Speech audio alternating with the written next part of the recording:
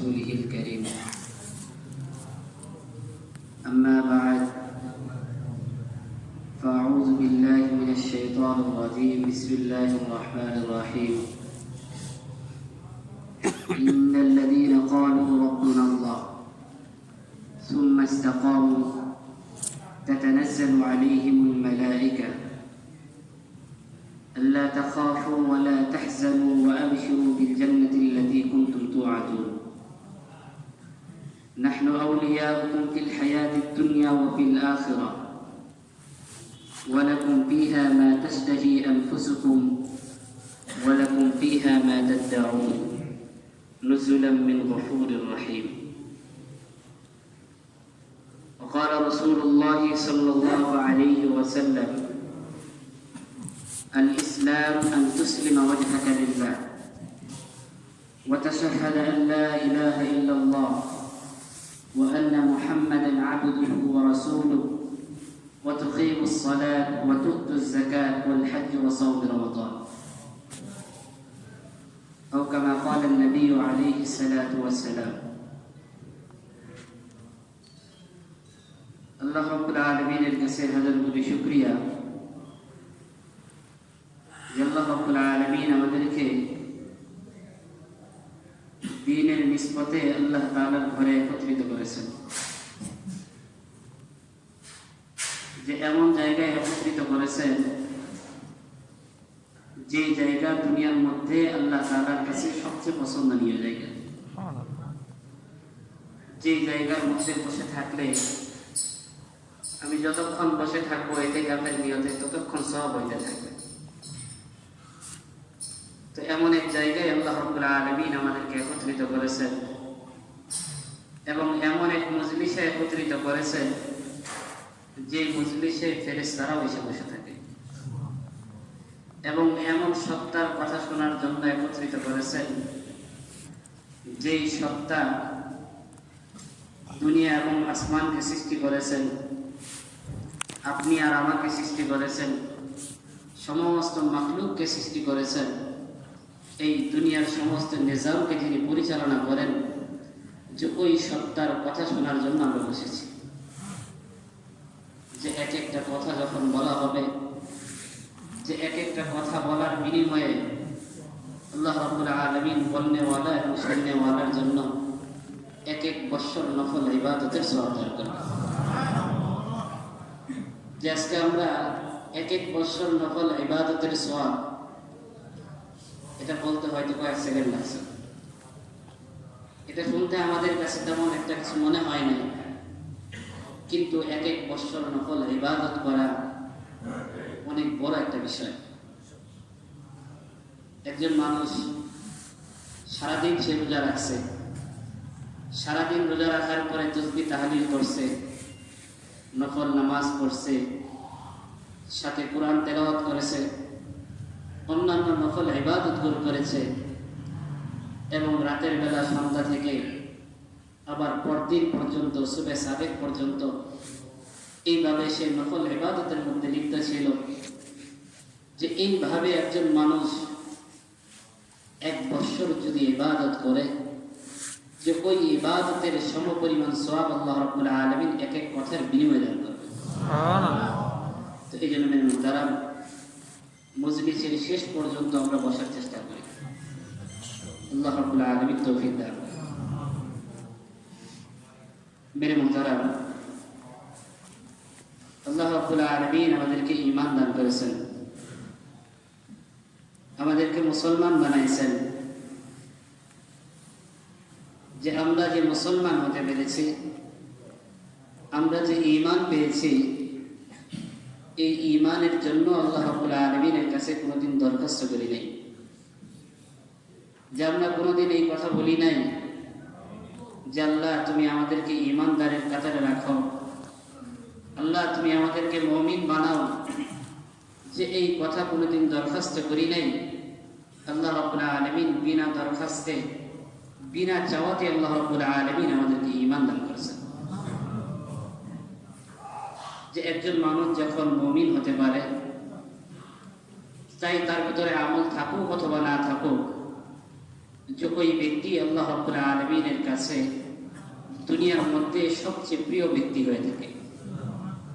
কারণ একজন মুমিন ব্যক্তি যতদিন দুনিয়াতে থাকবে আল্লাহ রাব্বুল আলামিন ততদিন পর্যন্ত এই দুনিয়ার নিজামকে ঠিক রাখবেন।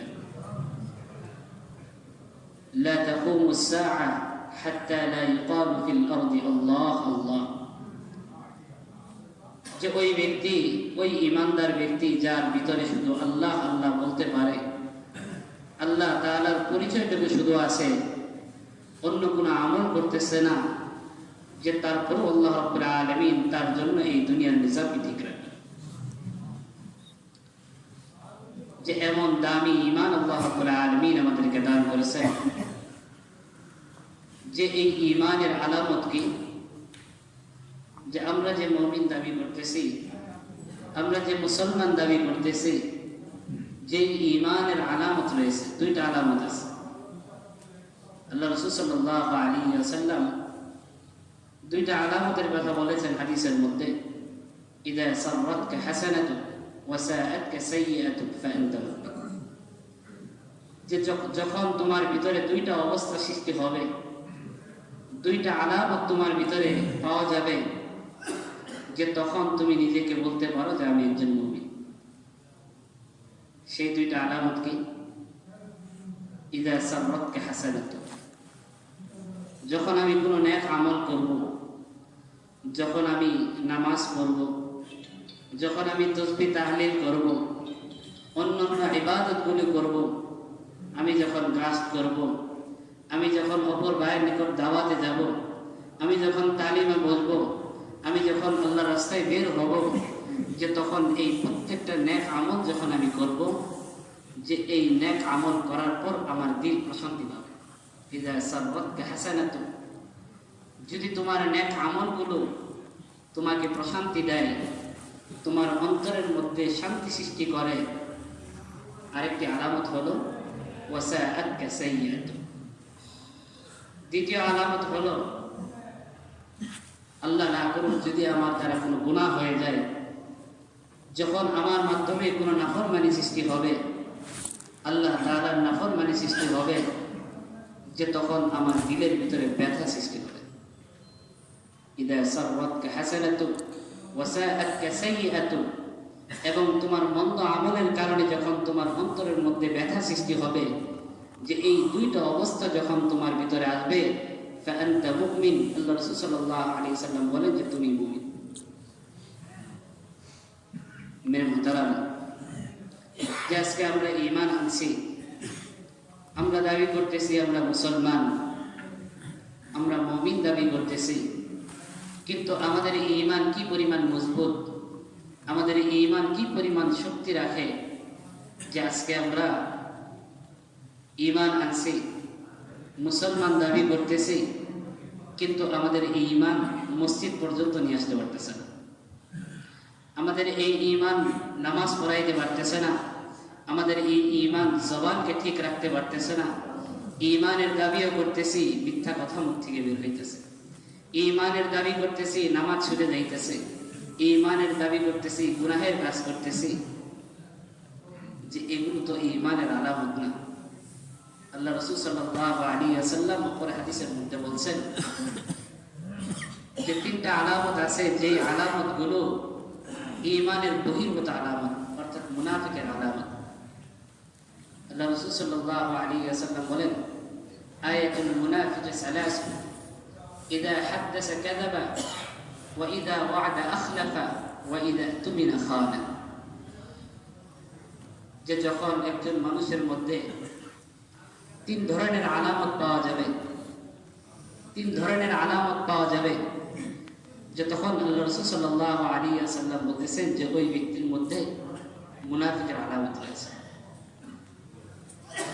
ইযা হাদাসা কাযাবা, যখন সে কথা বলবে সে মিথ্যা কথা বলবে।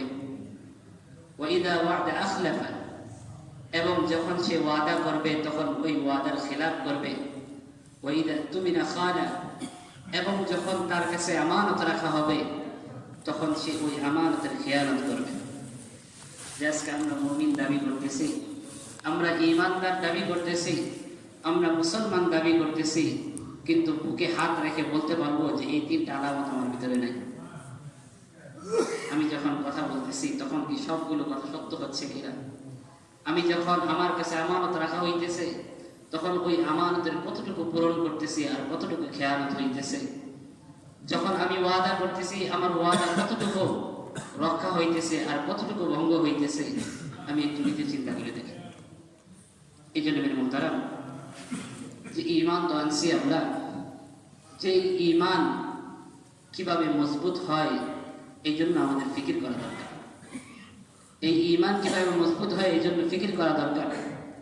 যে ঈমানের অনেকগুলো শাখা আছে, যে এর মধ্যে সর্বোত্তম শাখা হলো ফাআফদালুহা কাউলু লা ইলাহা ইল্লাল্লাহ।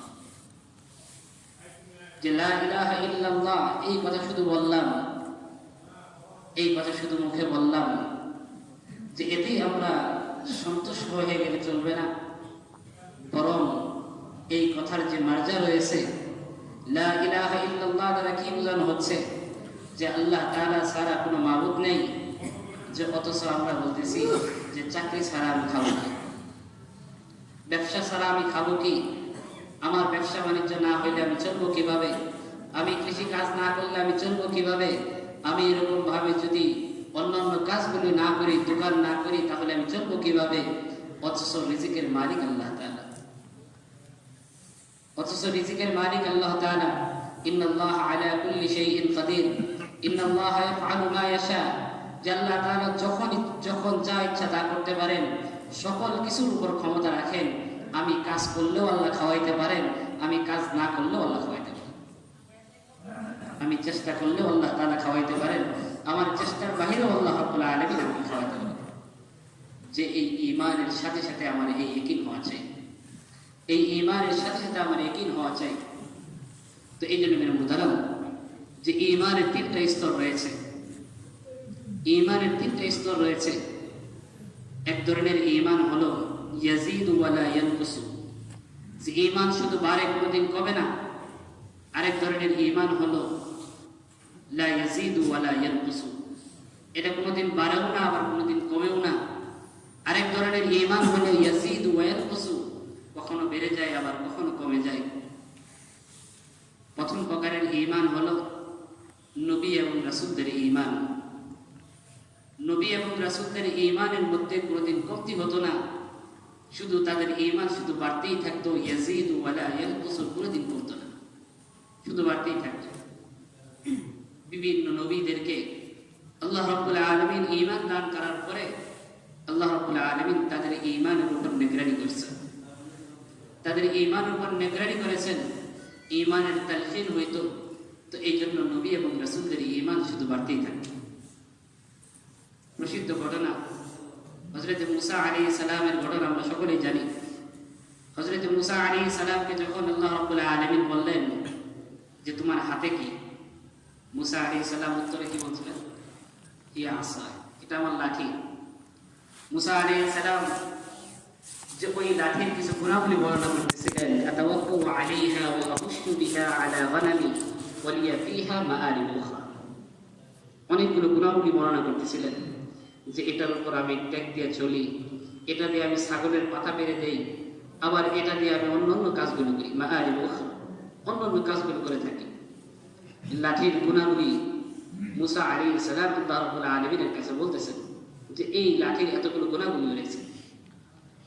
আল্লাহ রাব্বুল আলামিন এই জায়গায় মুসা আলাইহিস সালামকে তালকিন করতেছেন, সতর্ক করতেছেন যে দেখো লাঠি এটা তো একটা মাখলুক, লাঠি এটা একটা মাখলুক, যে এই মাখলুকের উপর যখন আমার হুকুম না আসবে, যতক্ষণ পর্যন্ত এই লাঠির উপর আমার হুকুম না আসবে ততক্ষণ পর্যন্ত এই লাঠি তোমার উপকার করতে পারবে না।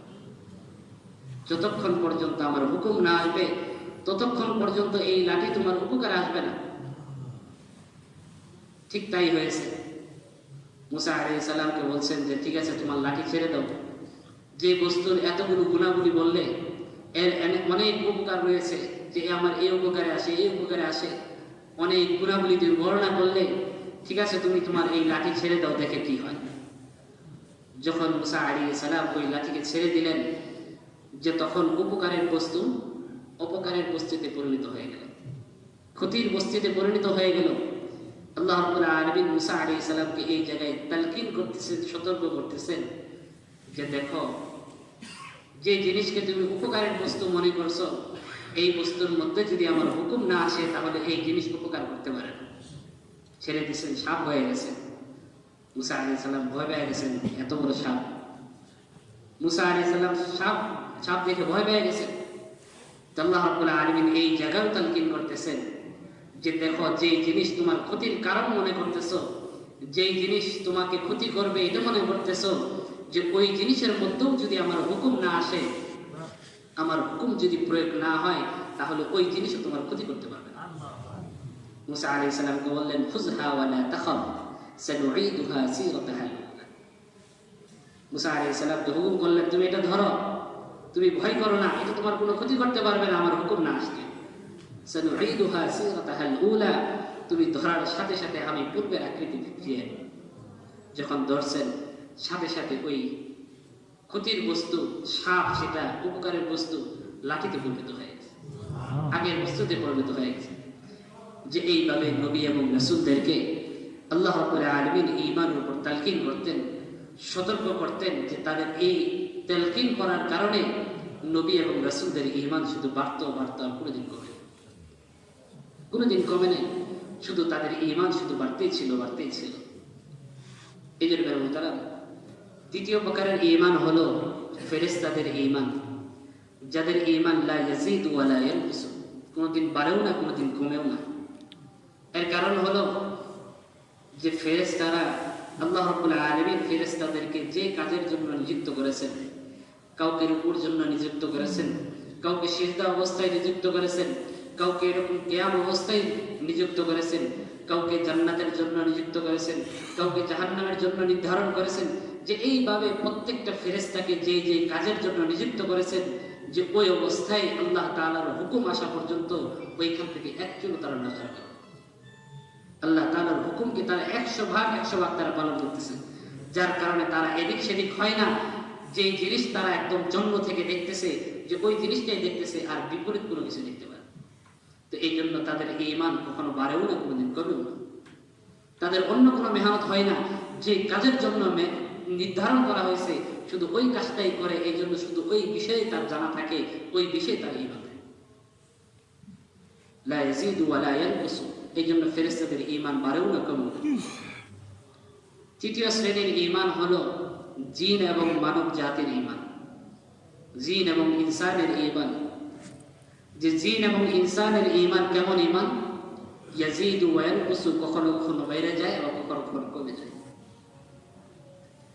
যে মানুষের ঈমানের উপর যখন মেহনত হয়, মানুষ যখন ঈমানের উপর মেহনত করে, যে আস্তে আস্তে তাদের ঈমানের মজবুত হয়ে যায়, তাদের ঈমান বাড়তে থাকে।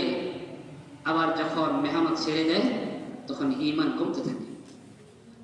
যার বাস্তব প্রমাণ হলো যে যখন আমরা চিল্লায় যাই, যখন আল্লাহর রাস্তায় বের হই, যে তখন আমাদের তাকবীরুল্লাহ ছুটতেছে না, তখন আমাদের নফল নামাজ ছুটতেছে না, তখন আমাদের তাহাজ্জুদ ছুটতেছে না, কোরআন তেলাওয়াত ছুটতেছে না, যে অন্যান্য আমলগুলো আমরা করতেছি।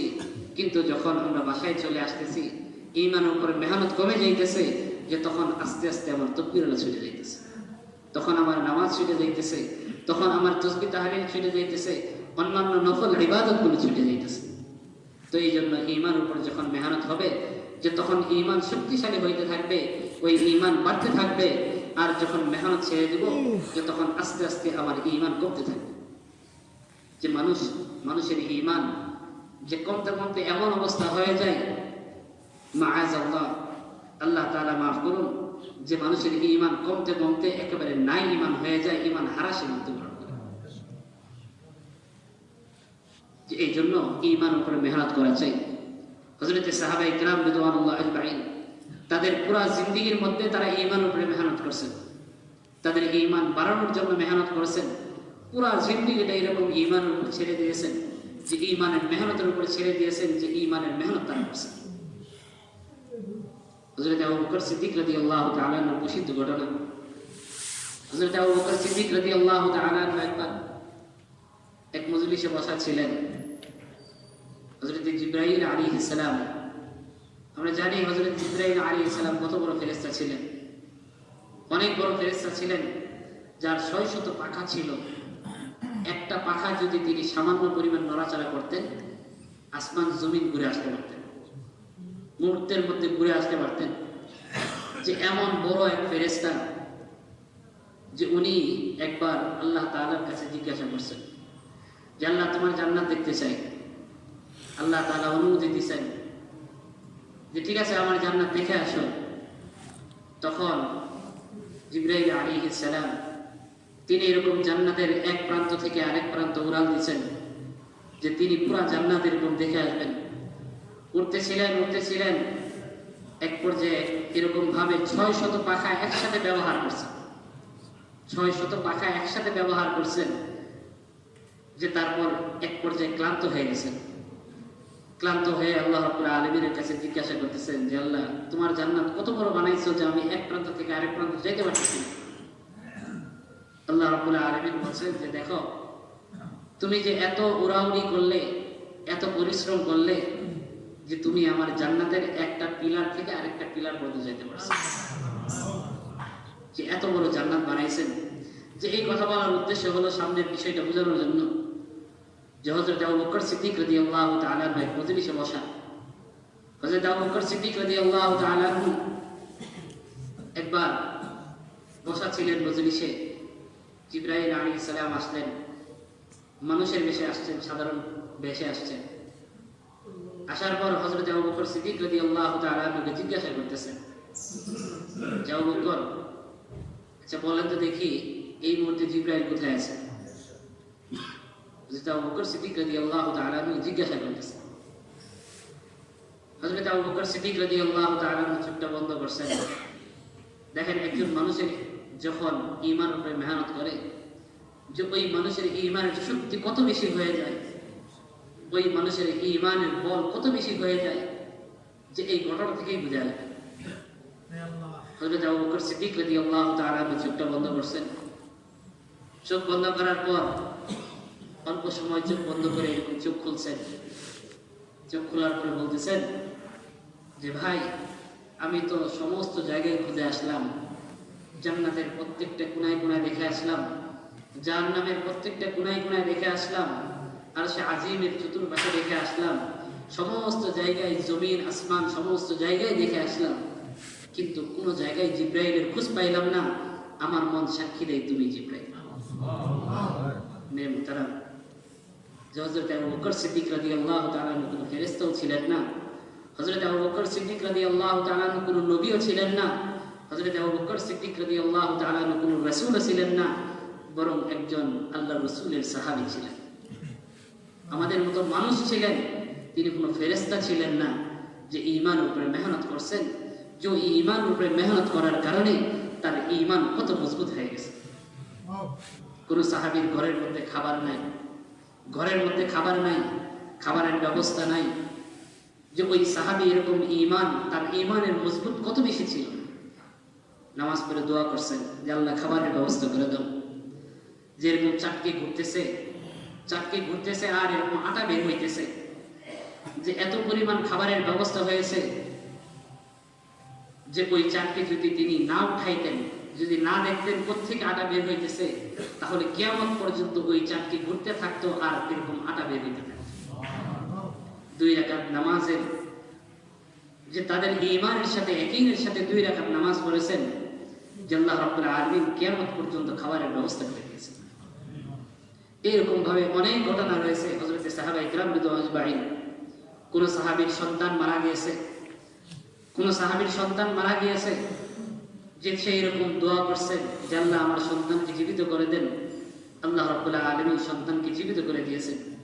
কোন সাহাবীর সোয়ারি এরকম সফরে বের হয়েছেন, সোয়ারি মারা গেছে, গাদা মারা গেছে, যে তখন ওই সাহাবী এরকম দোয়া করছেন যে আল্লাহ রাব্বুল আলামিন ওই সোয়ারিকে এরকম জীবিত করে দিয়েছেন। এই জন্য মেরে মুহতারাম, হযরত সাহাবায়ে কিরাম রাদিয়াল্লাহু আজমাইন তারা এরকম ঈমানের উপরে মেহনত করছেন।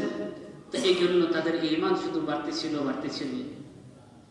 যে আজকে আমরাও যদি এরকম ঈমানের উপরে মেহনত করি, আস্তে আস্তে আমাদের ঈমান শুধু বাড়তে থাকবে। যে এই ঈমান কমবে না, শুধু বাড়তে থাকবে। আবার যখন মেহনত ছেড়ে দিব, যে তখন আস্তে আস্তে আমাদের ঈমান কমতে থাকবে। তো এই জন্য মেরা মুহতারাম, যে ঈমানের উপরে মেহনত করা যায়, যে ঈমানের পরের স্তর হলো ইয়াকিনের স্তর।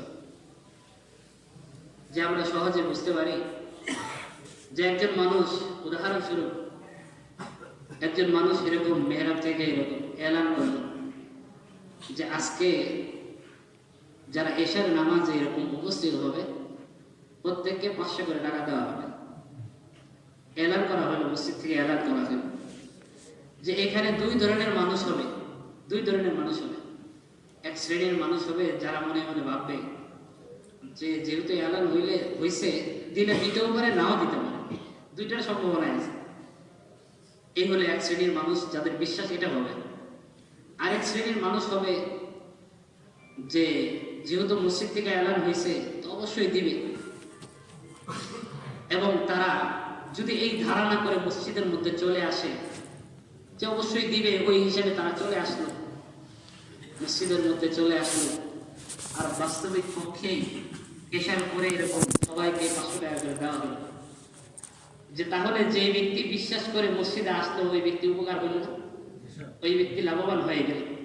আর যে ব্যক্তি দুতুল্যমান অবস্থায় ছিল, যা দিলে দিতেও পারে, নাও দিতে পারে, যাই কি করবে, নাও দিতে পারে, বলেই থাকে যে ওই ব্যক্তি যে আসতে পারলো না, ওই ব্যক্তির লস হয়ে গেল। ঠিক তেমনি ভাবে যে আমরা ঈমান আনছি, মুসলমান হওয়ার পরে এরকম মসজিদের মেহরাব থেকে, এরকম ওয়াজ মাহফিলের মধ্যে, বিভিন্ন জায়গায় খানকা থেকে বিভিন্ন রকমের ওয়াদার কথা বলা আছে যে এই কাজ করলে তোমার এই লাভ হবে, এই কাজ করলে তোমার এই ক্ষতি হবে, তুমি যদি এই পথে চলো তাহলে জান্নাতের পথ ধরে চলতে পারবে, আর যদি তুমি এই পথে চলো তাহলে তোমার শেষ ঠিকানা জাহান্নাম হবে। যে এই কথাগুলো আমরা অনেক আগে থেকে শুনতেছি। আমাদের মধ্যেও দুই শ্রেণীর মানুষ বিভক্ত হয়েছে। যে এক শ্রেণীর মানুষ হলো যারা আমরা মনে করতেছি যে এই ওয়াজ তো অনেক শুনছি, সত্যি এই কথা বলেই থাকে, হুজুরা বলেই থাকে। আরেক শ্রেণীর মানুষ হবে যারা বিশ্বাস করবে, ইয়াকিন করবে যে না অবশ্যই এটা হবে, এবং ওই ইয়াকিনের সাথে যখন সে এরকম ওই আমলগুলো করবে, যে তখন ওই ব্যক্তি হাসরের ময়দানে সে এরকম লাভবান হয়।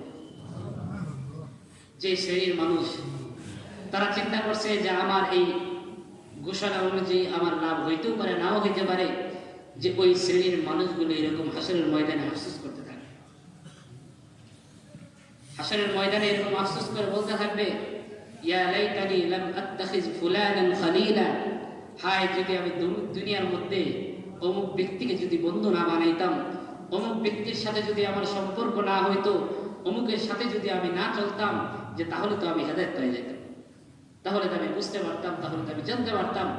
যে এইভাবে সে এরকম আফসোস করতে থাকবে।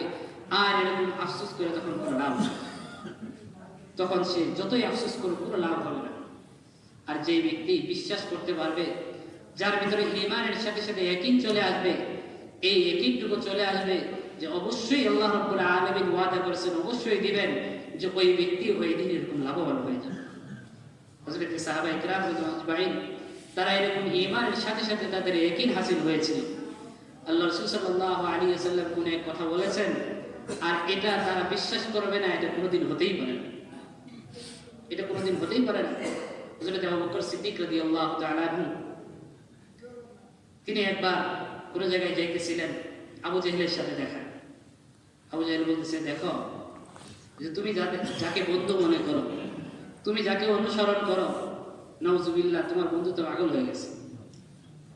আল্লাহ রাসূল সাল্লাল্লাহু আলাইহি ওয়াসাল্লামের কথা বলতেছে যে কিভাবে পাগল হইল, যে দেখো সে তো বলতেছে যে ওই মেরাজের ঘটনা বলতেছে, যে সেই মেরাজে গেছে, এক রাতের মধ্যে এরকম ঘুরে আসছে, এত এত জায়গায় ঘুরে আসছে, যে এত দূর রাস্তা এক রাতের মধ্যে কিভাবে ঘুরে আসতে পারে, তুমি বলে কি পাগলের কথা না? হযরত আবু বকর সিদ্দিক রাদিয়াল্লাহু তাআলা আল্লাহ রাসূল সাল্লাল্লাহু আলাইহি ওয়াসাল্লামের প্রতি কতটুকু বিশ্বাস ছিল, তার কথার উপর কতটুকু ইয়াকিন ছিল, সে জিজ্ঞাসা আল্লাহ রাসূল সাল্লাল্লাহু আলাইহি ওয়াসাল্লাম সম্পর্কে যে তার কি পরিমাণ বিশ্বাস ছিল। হযরত আবু বকর সিদ্দিক রাদিয়াল্লাহু তাআলা এরকম আবু জেহেলকে জিজ্ঞাসা করছে যে আচ্ছা বলো দেখি এই কথাটা কে বলছে? বলতেছে যে এই কথাটা তোমার বন্ধুই বলছে, আল্লাহ রাসূল সাল্লাল্লাহু আলাইহি ওয়াসাল্লামের কথা বলছে। হযরত আবু বকর সিদ্দিক রাদিয়াল্লাহু তাআলা আনহু বলছেন, যদি আমার বন্ধু বলে থাকে, যদি মুহাম্মদ সাল্লাল্লাহু আলাইহি ওয়াসাল্লাম যদি এই কথা বলে থাকে, তাহলে অবশ্যই তিনি সত্য কথা বলছেন। এর মধ্যে বিন্দু পরিমাণ মিথ্যার কোনো অবকাশ থাকবে না, বিন্দু পরিমাণ মিথ্যার অবকাশ থাকবে না। আল্লাহ রাসূল সাল্লাল্লাহু আলাইহি ওয়াসাল্লামের কথার উপর তাদের কত বিশ্বাস ছিল, প্রত্যেকটা কথার উপর তাদের কত ইয়াকিন ছিল, যে এরপরেই আল্লাহ রাসূল সাল্লাল্লাহু আলাইহি ওয়াসাল্লাম তাকে সিদ্দিক উপাধি দিয়েছেন। এজন্য মেরে মুহতারাম, যে প্রত্যেকটা সাহাবী, আল্লাহ রাসূল সাল্লাল্লাহু আলাইহি ওয়াসাল্লামের প্রত্যেকজন সাহাবী, তারা ঈমানের সাথে সাথে তাদের ইয়াকিন হাসিল হয়েছে, তাদের ইয়াকিন হাসিল হয়েছে। তো এই জন্য মেরে মুহতারাম, যে ঈমানের উপর যখন মেহনত করব, যে আস্তে আস্তে আমাদের ঈমানগুলো এরকম ইয়াকিনে পরিণত হবে, ইয়াকিনে পরিণত হবে। যে ঈমান কোন জায়গায় থাকে, আল্লাহ রাসূল সাল্লাল্লাহু আলাইহি ওয়াসাল্লাম বলেছেন, আলা ইন্না লিল ইনসানি মুদগাতান ইযা সালুহাত সালুহাল জাসাদু কুল্লু ওয়া ইযা ফাসাদাত ফাসাদাল জাসাদু কুল্লু আলা ওয়া হিয়াল কলব। আল্লাহ রাসূল সাল্লাল্লাহু আলাইহি ওয়াসাল্লাম বলেন, যে প্রত্যেকটা মানুষের দেহের ভিতরে একটা গোশতের টুকরা আছে, প্রত্যেকটা মানুষের দেহের ভিতরে একটা গোশতের টুকরা আছে। যে ওই গোশতের টুকরা যদি শুদ্ধ হয়ে যায়, পরিশুদ্ধ হয়ে যায়, ইযা সালুহাত সালুহাল জাসাদু কুল্লু, যে তখন তার সমস্ত অঙ্গ প্রত্যঙ্গগুলো ঠিক হয়ে যাবে, যে তখন তার হাত দ্বারা কোনো অন্যায় কাজ হবে না, যখন সে কথা বলবে সে মিথ্যা কথা বলবে না, যখন সে এরকম কোনো দিকে তাকাবে তখন গুনাহের দিকে তাকাবে না, যখন সে পা দ্বারা এরকম হাঁটবে যে তখন সে এরকম গুনাহের দিকে অগ্রসর হবে না, যে তার সমস্ত অঙ্গ প্রত্যঙ্গগুলো ঠিক হয়ে যাবে। আর যদি এমন হয় যে তার ওই গোশতের টুকরা যদি নষ্ট হয়ে যায়, যে তাহলে তার সমস্ত অঙ্গ প্রত্যঙ্গগুলো নষ্ট হয়ে যাবে, তার সমস্ত অঙ্গ প্রত্যঙ্গগুলো নষ্ট হয়ে যাবে। যখন সে কথা বলবে মিথ্যা কথা বলবে, যখন সে হাঁটবে সে গুনাহের দিকে হাঁটবে, যখন সে হাত বাড়াবে ওই হাত দ্বারা মানুষের অন্যায় কাজ করবে, সে জুলুম করবে, তার দ্বারা আল্লাহ তাআলার নাফরমানি হবে, অর্থাৎ সমস্ত প্রকারের গুনাহের কাজ করতে হবে। আল্লাহ রাসূল সাল্লাল্লাহু আলাইহি ওয়াসাল্লাম বলেন, আলা ওয়া হিয়াল কলব, সেই গোশতের টুকরা হলো আমাদের অন্তর, আমাদের হৃদয়, আমাদের অন্তর। যে এই অন্তর যদি ঠিক হয়ে যায়, আমাদের হৃদয় যদি ঠিক হয়ে যায়, যে তাহলে আমার সমস্ত অঙ্গ প্রত্যঙ্গগুলো ঠিক হয়ে যাবে, সমস্ত অঙ্গ প্রত্যঙ্গগুলো ঠিক হয়ে যাবে। তো এই জন্য তারা এই কলবের উপরে মেহনত করা চাই, এই কলবের উপরে মেহনত করা চাই। যে যখন আমি মেহনত করব, যে আস্তে আস্তে আমার ঈমানগুলো এরকম ইয়াকিনে পরিণত হবে, ওই কলব পরিষ্কার হয়ে যাবে, যে ওই কলবের মধ্যে ঈমান এরকম বসে যাবে। দুনিয়াবি হাইসিয়াতে যে আমি চিন্তা করি, যে একজন মানুষ যদি এরকম কেরোসিন তেলের একটা বোতল নিয়ে যদি কোনো দোকানে যায় যদি বলে, বা কারো কাছে যায় যদি বলে যে এখানে একটু দুধ দেন, 1 কেজি দুধ দেন, ওই ব্যক্তিকে দিবে ওই কেরোসিন তেলের বোতলের মধ্যে, বলবে যে আগে তুমি বোতলটা পরিষ্কার করে আসো, যে তারপরে তুমি দুধ দিয়ে আসো। যে ঈমান এটা তো হচ্ছে নূর, আল্লাহ তাআলার পক্ষ থেকে একটা নূর, আল্লাহ তাআলার পক্ষ থেকে একটা হুকুম, যে এই হুকুম আল্লাহ রাব্বুল আলামিন এই পবিত্র জিনিস অপবিত্র জিনিসের মধ্যে দিবেন না। তো এই জন্য যখন আমাদের অন্তর ঠিক হয়ে যাবে, তখন আল্লাহ রাব্বুল আলামিন ওই জায়গায় ঈমান দিয়ে দিবেন। আর তারপর যখন ওই ঈমানের উপর মেহনত করব, যে আস্তে আস্তে ওই ঈমান এরকম ইয়াকিনে পরিণত হয়ে যাবে, ওই ঈমান এরকম ইয়াকিনে পরিণত হয়ে যাবে। তো এই জন্য মেরে মুহতারাম, যে ঈমানের উপরে মেহনত যখন করব, যে আস্তে আস্তে আমাদের আমলের শখ পয়দা হবে। হযরত সাহাবায়ে কেরাম রাদিয়াল্লাহু আজমাইন তারা এরকম ঈমানের উপরে মেহনত করছেন, ঈমান বানাইছেন। ঈমান বানানোর পরে যে যখন তাদের উপর কোনো হুকুম আসছে, কোনো আহকাম আসছে, যে তখন হযরত সাহাবায়ে কেরাম রাদিয়াল্লাহু আজমাইন যে এই হুকুমগুলো তারা এরকম মাথা পেতে মেনে নিয়েছে। যখন যে হুকুম আসছে, মদকে হারাম করা হয়েছে, যে তারা এরকম এতভাবে মেনে নিয়েছে যে মদের মটকাগুলো তারা এরকম ভেঙে ফেলেছে, পাত্রগুলো তারা ভেঙে ফেলেছে। পর্দার হুকুম নাজিল হয়েছে, যে যেই জায়গায় হুকুমের কথা শুনছেন, পর্দার কথা শুনছেন, ওই জায়গায় এরকম ঘুমটা দিয়ে বসে পড়েছেন, আর এক কদম সামনে অগ্রসর। তাদের ঈমান যখন মজবুত হয়ে গেছে, যে তখন তাদের ভিতরে এরকম আমলের শখ পয়দা হয়েছে, জজবা পয়দা হয়েছে। মেরে মুহতারাম, যে আমরাও যখন ঈমানকে মজবুত করতে পারবো, যে তখন ওই ঈমানই আমাকে মসজিদ পর্যন্ত নিয়ে আসবে, ওই ঈমান এরকম আমাকে আমল করা শিখাই দেবে, ওই ঈমান আমাকে আমল করা শিখাই দেবে। ঈমানের উপর মেহনত করা, যে ওই ঈমান আমাকে এরকম আল্লাহর রাস্তায় বের হওয়া সহজ করে দিবে, সমস্ত কাজকে এরকম আসান করে দিবে, যে দুনিয়ার কাজকেও আসান করে দিবে, আখিরাতের কাজকেও এরকম আসান করে। তো এই জন্য মেরে মধ্যে ঈমানের উপরে মেহনত করা, যে ঈমানের উপরে মেহনত করে যখন আমি আমল করতে পারবো, আল্লাহ রাব্বুল আলামিন তাদের জন্য পুরস্কার রাখছেন।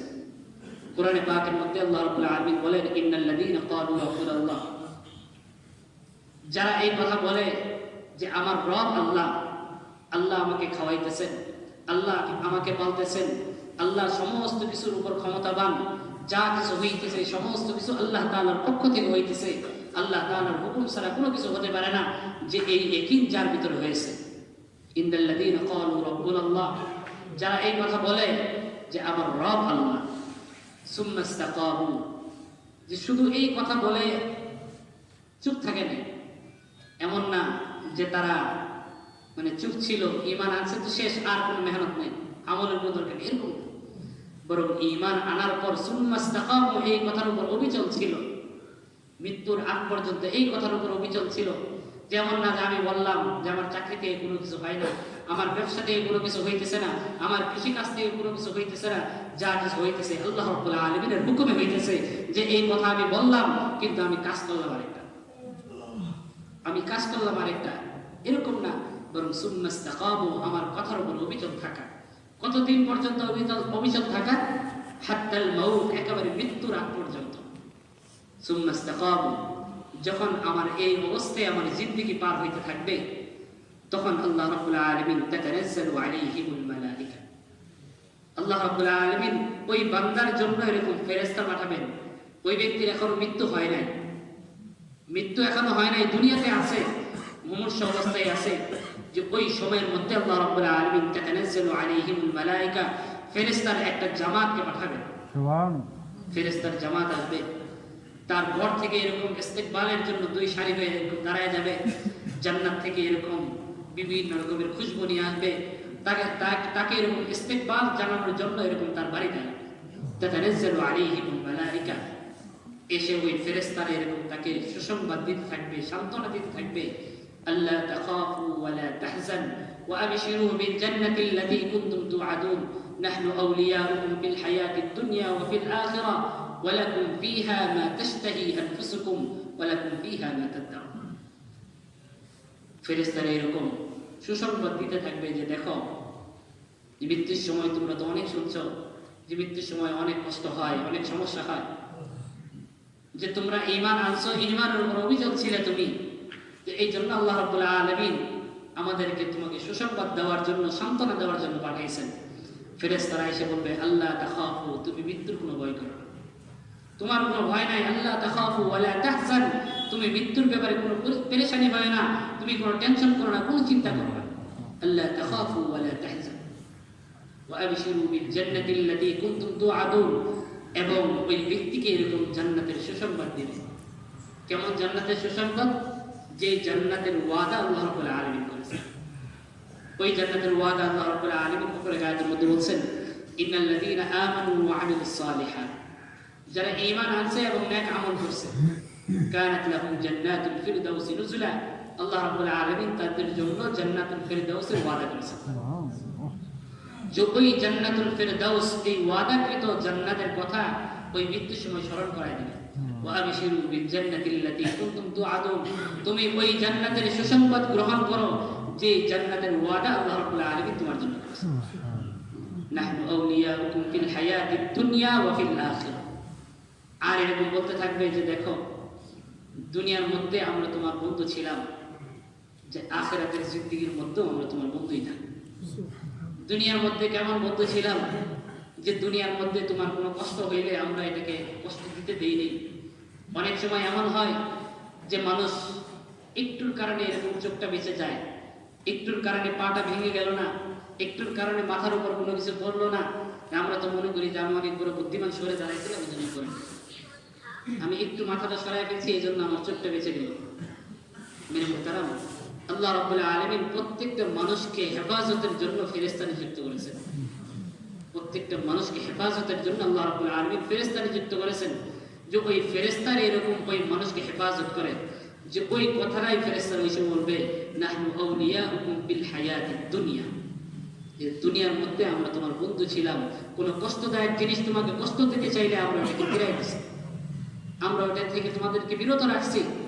ওয়াফিল আখিরাহ, যে আজকের পর থেকে তোমার আখিরাতের জিন্দেগি শুরু হইতেছে, যে এইখানে আর তুমি কোনো বন্ধু পাবে না, তোমার কোনো সঙ্গী পাবে না, তোমার কোনো আত্মীয় স্বজন থাকবে না, তোমার কোনো বাবা থাকবে না, তোমার কোনো মা থাকবে না, তোমার অন্য কোনো আত্মীয় স্বজন থাকবে না, এইখানে বন্ধু হিসেবে আমরাই তোমার সাথে থাকবো। নাহনু আউলিয়াউকুম ফিল হায়াতিদ দুনিয়া ওয়া ফিল আখিরাহ। যে যখন কবরের মধ্যে ফেরেশতা আসবে আযাব দেওয়ার জন্য, যে তখন ওই ফেরেশতার বিরত রাখবে, বলবে যে না, এ তো আল্লাহর বান্দা, এ তো আল্লাহর নাফরমান বান্দা না, বরং এই আল্লাহ তাআলার হুকুম মানছে, আল্লাহ তাআলার জন্য তার জীবনকে বিলীন করে দিয়েছে, সে এরকম নেক আমল করছে, ঈমানের উপর ছিল এবং ঈমানের উপর অবিচল ছিল, যে ওই ফেরেশতারা এরকম ওই ফেরেশতাদেরকে বাধা দিবে যে একে আযাব দেওয়া যাবে। ওয়াফিল আখিরাহ, ওই আখিরাতের জিন্দেগি যেদিন থেকে শুরু হবে ওই দিন থেকেও এরকম তারা এরকম বন্ধু হয়ে যাবে। নাহনু আউলিয়াউকুম ফিল হায়াতিদ দুনিয়া ওয়া ফিল আখিরাহ। যে কিরকম বন্ধু হবে, যে যখন একজন মানুষ দুনিয়ার মধ্যে নেক আমল করে, ঈমানের সাথে নেক আমল করে, যখন কবর পর্যন্ত যাইতে পারবে, যে কবরের মধ্যে যখন তাকে রাখা হবে, একজন নেককার বান্দাকে যখন কবরের মধ্যে রাখা হবে, কবরের মধ্যে রাখার সাথে সাথে এরকম কবর প্রশস্ত হয়ে যাবে, কবর এরকম প্রশস্ত হবে যে তার দৃষ্টি যত দূর পর্যন্ত যাবে, যে ওই কবর এতটুকু প্রশস্ত করে দেওয়া হবে। কবরের মধ্যে এরকম জান্নাত থেকে এরকম দরজাগুলো খুলে দেওয়া হবে, জান্নাত থেকে খুশবুগুলো কবরের মধ্যে আসতে থাকবে, কবরের মধ্যে এরকম জান্নাতের খুশবুগুলো আসতে থাকবে, আর এরকম কবর থেকে সে এরকম জান্নাতের দৃশ্যগুলো দেখতে পাবে, যে ওইখানে তার জান্নাতের মাকাম কি হবে, কোথায় সে জান্নাতের মধ্যে থাকবে, যে ওই অবস্থাগুলো সে কবর থেকে দেখবে। এরকম অবস্থা হবে যে কবরের মধ্যে এরকম জান্নাতের বিছানা বিছায় দেওয়া হবে। এই কথাটাই আল্লাহ রাসূল সাল্লাল্লাহু আলাইহি ওয়াসাল্লাম বলেছেন যে কবরের দুইটা অবস্থা হবে, আল কবরু রাওযাতুম মিন রিয়াজিল জান্নাহ আও হুফরাতুম মিন হুফারিন নার। যে কবরের দুইটা অবস্থা হবে, হয়তোবা কবর জান্নাতের একটা বাগিচা হবে, আও হুফরাতুম মিন হুফারিন নার, অথবা জাহান্নামের একটা টুকরা। যে যখন একজন নেককার বান্দাকে কবরের মধ্যে রাখা হবে, যে তখন ওই কবরটাকে এরকম জান্নাতের বিভিন্ন আসবাব দিয়ে এরকম সাজায় দেওয়া হবে, কবরটাকে এরকম সাজায় দেওয়া হবে, যে এই অবস্থায় সে এরকম জান্নাতের খুশবু পাইতে পাইতে সে এরকম একসময় ঘুমায় যাবে, যে তার এরকম ঘুম হবে যে যখন কিয়ামত শুরু হবে তখন তার ঘুম যায় ভাঙবে। যে কত হাজার হাজার বছর সে এরকম কবরের মধ্যে ঘুমাবে, তারপরেও সে যখন কবর থেকে উঠবে তখন সে শরীর জানতে থাকবে আর বলতে থাকবে যে এই মাত্র না ঘুমাইলাম, আমাকে কি দেখে। কত আরামদায়ক ঘুম হবে তার কবরের মধ্যে, যে একজন নেককার বান্দার জন্য এরকম তার কবর হবে,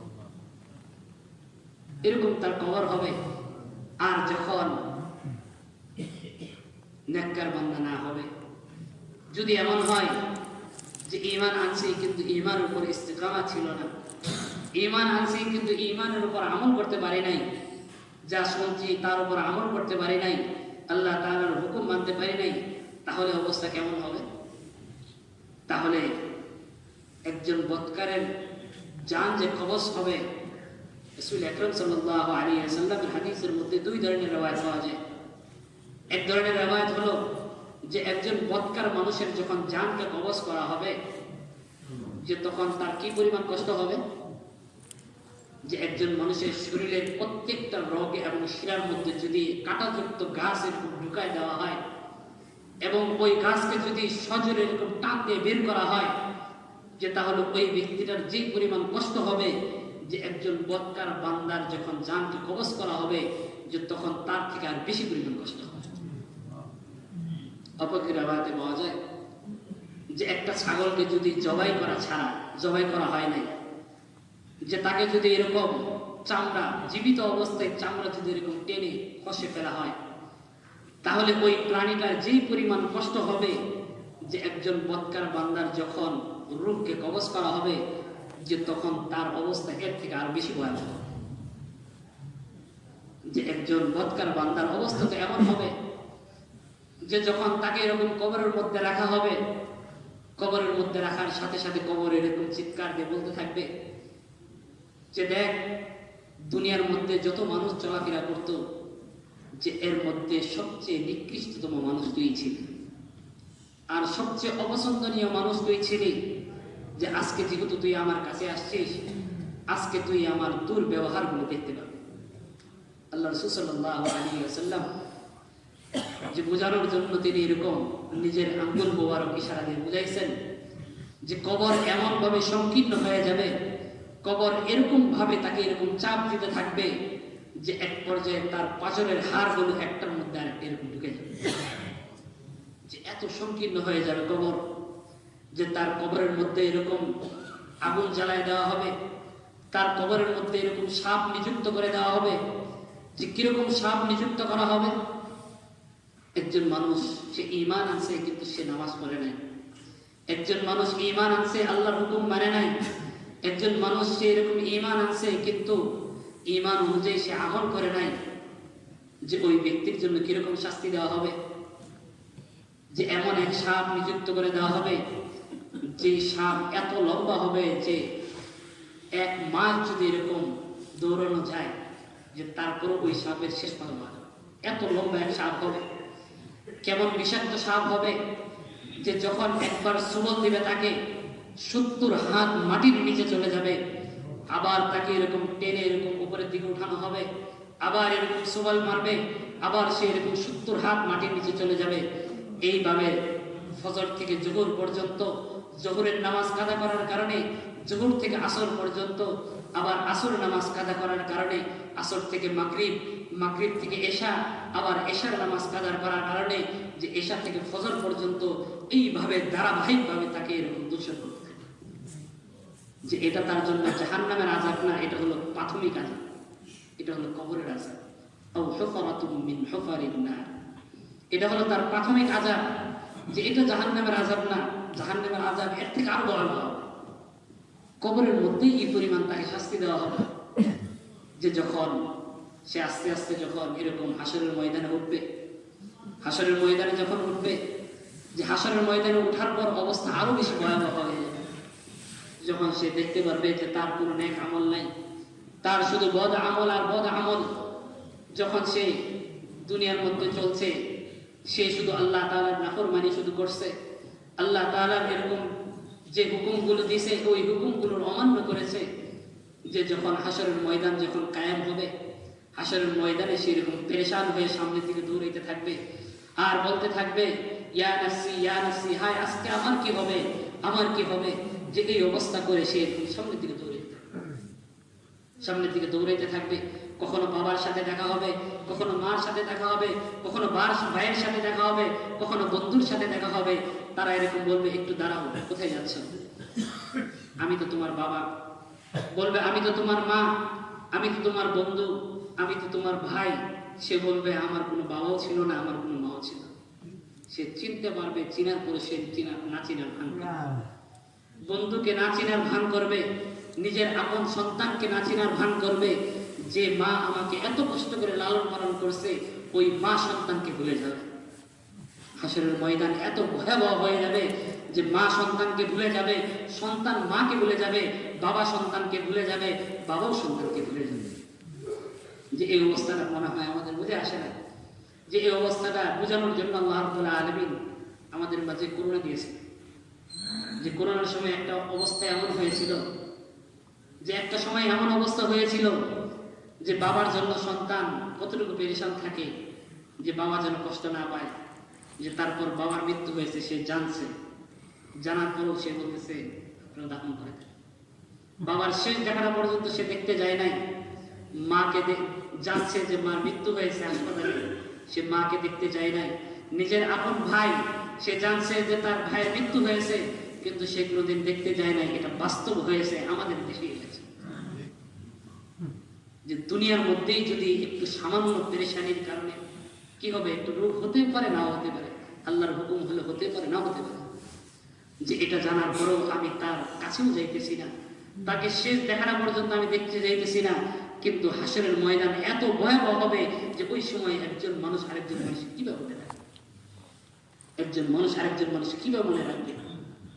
নবী এবং রাসূল, নবী এবং রাসূলরা তারাও ইয়া নাফসি বলতে থাকবে, হায় আমার কি হবে, আমার কি হবে। বাবাও নবী ছিল, সন্তানও নবী ছিল। এই অবস্থায় বাবাও ইয়া নাফসি বলবেন, সন্তান ইয়া নাফসি বলবেন। শুধু একজন সত্তা ইয়া উম্মতি বলবেন, ইনি হলেন আমাদের রাসূল আকরাম সাল্লাল্লাহু আলাইহি ওয়াসাল্লাম। যে হাসরের ময়দানে এমন ভয়াবহ অবস্থা হবে, নিচে এরকম তামা থাকবে, যে এত উত্তপ্ত হতে থাকবে যে মানুষ গরমের মধ্যে অস্থির হয়ে যাবে। সূর্য আধা হাত উপরে থাকবে, মানুষের মাথার আধা হাত উপরে সূর্য থাকবে। যে এরকম ভয়াবহ অবস্থা হবে যে মানুষের মগজগুলো পড়তে থাকবে, গলে গলে পড়তে থাকবে। মানুষ জীবিত থাকবে, মরবে না, মরণ একবারই হবে।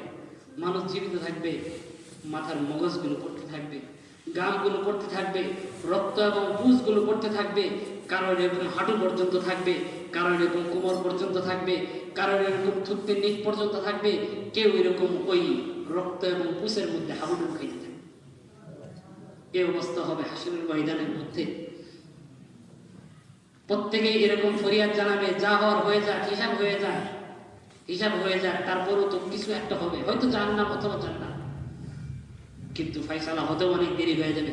এক একজন নবীর কাছে যাবে, যা বলবে যে আমাদের জন্য ফায়সালা করেন। হযরত আদম আলাইহিস সালামের কাছে যাবেন, হযরত আদম আলাইহিস সালাম বলবেন যে আমার দ্বারা হবে না, অন্য কারো কাছে যাবে। অন্য নবীর কাছে যাবে, হযরত মুসা আলাইহিস সালামের কাছে যাবে, হযরত ইউসুফ আলাইহিস সালামের কাছে যাবে। প্রত্যেক নবীর কাছে যাবে, প্রত্যেক নবী বলবে যে আমি পারবো না, অন্য কারো কাছে। সর্বশেষ আল্লাহ রাসূল সাল্লাল্লাহু আলাইহি ওয়াসাল্লামের কাছে যাবেন।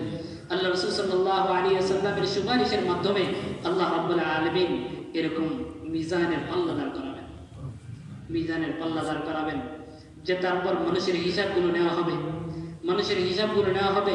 ফামান সাকুলাত মাওয়াজিনু ফাউলাইকা হুমুল মুফলিহুন ওয়া মান খাফফাত মাওয়াজিনু ফাউলাইকা আল্লাযীনা খাসিরু আনফুসাহুম ফি জাহান্নাম খালিদুন। যে এইখানে দুইটা অবস্থা হবে। যখন আমলনামা এরকম ওজন করা হবে, আমলনামা যখন ওজন করা হবে, ফামান সাকুলাত মাওয়াজিনু, যার নেকির পাল্লা ভারী হয়ে যাবে, ফাউলাইকা হুমুল মুফলিহুন, আল্লাহ তাআলা বলেন যে ওই ব্যক্তিরা কামিয়াব হয়ে গেছে, এই ব্যক্তিরা সফলকাম হয়ে গেছে, এদের আর কোনো চিন্তা নাই, এরা সফলকাম হয়ে গেছে। যে তারা এরকম যখন তাদের আমলনামা হাতে পাবে, তাদের আমলনামা যখন হাতে পাবে, তখন এরকম ফায়াকুলু হা উমকরাউ কিতাবিয়া, তারা এরকম বলতে থাকবে, এই যে দেখো আমাদের আমলনামা, একটু পড়ে দেখো। দুনিয়ার মধ্যে যখন কোনো ছাত্র ভালো রেজাল্ট করে, ভালো রেজাল্ট, যে তখন সে কি বলে যে দেখো বাবা, এই যে আমার রেজাল্ট, অনেক ভালো রেজাল্ট করছে। বন্ধুকে দেখায়, দেখো আমার ভালো রেজাল্ট হয়েছে। এরকম মাকে দেখায় যে আমার ভালো রেজাল্ট হয়েছে, আত্মীয় স্বজনকে দেখায়, দেখো আমার ভালো রেজাল্ট হয়েছে। যে ওই সময় যাদের আমলনামা ভালো হবে, যাদের আমলনামা ডান হাতে দেওয়া হবে, তারা এরকম বলবে ফায়াকুলু হা উমকরাউ কিতাবিয়া, দেখো আমি পাস হয়ে গেছি। সবাইকে দেখাইতে থাকবে, দেখো আমার আমলনামা, দেখতে। ইন্নী যনানতু আন্নী মুলাকিন হিসাবিয়া, সে বলতে থাকবে যে আমি জানতাম যে এই দিনটা আসবে, যে দিনের মধ্যে হিসাব নেওয়া হবে, আমলনামা হাতে দেওয়া হবে, যেটা আমি জানতাম। ইন্নী যনানতু আন্নী মুলাকিন হিসাবিয়া ফাহুয়া ফি ঈশাতির রাদিয়া, এবং সে সন্তোষজনক স্থানের মধ্যে সে থাকবে। ফি জান্নাতিন আলিয়া, তাকে এরকম উচ্চ মাকাম দেওয়া হবে, জান্নাতের উচ্চ মাকাম সে দেওয়া হবে। কুতুফুহা দানিয়া, যে জান্নাতের মধ্যে বিভিন্ন ফল থাকবে, এরকম লটকানো ফল থাকবে, অর্থাৎ বিভিন্ন নিয়ামতগুলো তাকে এরকম দেওয়া হবে। সে এরকম হাস্যোজ্জ্বল থাকবে। উজুহু ইয়াওমাইযিন মুসফিরা দাহিকাতুম মুস্তাবশিরা, সে এরকম হাসতে থাকবে আর বলতে থাকবে, দেখো আমার আমলনামা, আজকে আমি কামিয়াব হয়ে গেছি, আজকে আমি সফলকাম হয়ে গেছি। সে এরকম বলতে থাকবে, দেখাইতে থাকবে। যদি এর বিপরীত হয়, যদি فأما من ثقلت موازينه فأولئك هم المفلحون, এই তো হলো একটা অবস্থা। وأما من خفت موازينه, যদি এমন হয় আমলনামা, নেক আমলের পাল্লা এরকম হালকা হয়ে গেল, فأولئك الذين خسروا أنفسهم في جهنم خالدون, আল্লাহ রাব্বুল আলামিন তাদের ব্যাপারে বলেন যে এরা তো নিজেদেরকে ক্ষতিগ্রস্তের মধ্যে ফেলে দিয়েছে, এরা তো জাহান্নামের জন্য নির্ধারণ হয়ে গেছে, যে এদের জন্য তো জাহান্নাম হয়ে যাবে। তারা এরকম ক্ষতিগ্রস্ত হয়ে গেছে। যে তারা কিরকম বলবে, তারা যখন আমলনামা বাম হাতে পাবে, তাদের আমলনামা বাম হাতে দেওয়া হবে, তারা এরকম বলতে থাকবে, ইয়া লাইতানি কুনতু তুরাবা, আয় যদি আমরা মাটি হয়ে যেতাম, আমরা যদি মাটি হয়ে যাইতাম, এই দিন যদি আমাদের দেখতে না হইতো, কতই না ভালো হইতো। ইয়া লাইতানি লাম উতা কিতাবিয়া, হায় যদি আমাদের আমলনামা নাই দেওয়া হইতো। যাদের রেজাল্ট খারাপ হয়, ছাত্র দ্বারা ভালো না, রেজাল্ট খারাপ হইলে কি দোয়া করে, রেজাল্টটা যদি না প্রকাশ হইতো, দরকার নাই আমার রেজাল্ট। ওই দিন তারাও এরকম বলতে থাকবে, ইয়া লাইতানি লাম উতা কিতাবিয়া, যদি আমার আমলনামা যদি আমাকে নাই দেওয়া হইতো। এইভাবে তারা এরকম বলতে থাকবে, আর এরকম বলতে থাকবে, বিভিন্ন কথা বলতে থাকবে, যে আজকে তো আমরা এরকম এরকম ধ্বংস হয়ে গিয়েছি। ইয়া লাইতানি লাম উতা কিতাবিয়া, ইয়া লাইতানি লাম উতা কিতাবিয়া ওয়ালাম আদরি মা হিসাবিয়া। এবং সে বলতে থাকবে, হায় যদি হিসাব যদি না নেওয়া হইতো, হায় যদি হিসাব যদি না নেওয়া হইতো, আজকের এই অবস্থাটা যদি না হইতো, ইন্নী মুলাকিন হিসাবিয়া, যে আজকে যদি এরকম যদি অবস্থা হইতো, আজকে যদি এমন হইতো যে আমাদের মৃত্যুটাই যদি শেষ হয়ে যেত, মৃত্যুর পরে আর যদি কোনো হিসাব না নেওয়া হইতো, সে এরকম আফসোস করে বলতে থাকবে, আর এরকম আফসোস করতে থাকবে। যখন আমলনামা সে হাতে পাবে, তখন সে এরকম বলতে থাকবে, ওই আমলনামা দেখে বলতে থাকবে যে এটা কেমন আমলনামা, মা লিহাদাল কিতাব লা ইউগাদিরু সাগীরাতান ওয়ালা কাবীরাতান ইল্লা আহসাহা, যে এটা কেমন আমলনামা দেওয়া হইল, যে আমলনামার মধ্যে ছোট গুনাহ লেখা হয়েছে, বড় গুনাহ লেখা হয়েছে, ছোট আমলও লেখা হয়েছে, বড় আমলও লেখা হয়েছে, সামান্য থেকে সামান্য আমলগুলো লেখা হয়েছে।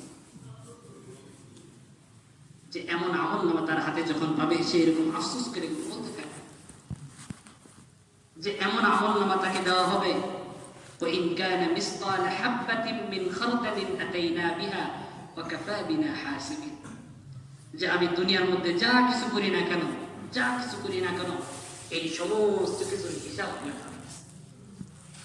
চাই সেটা সরিষার দানা পরিমাণ হোক না কেন, আমি সরিষার দানা পরিমাণ যদি গুনাহ করি, সেটাও আমার আমলনামায় লেখা হইতেছে।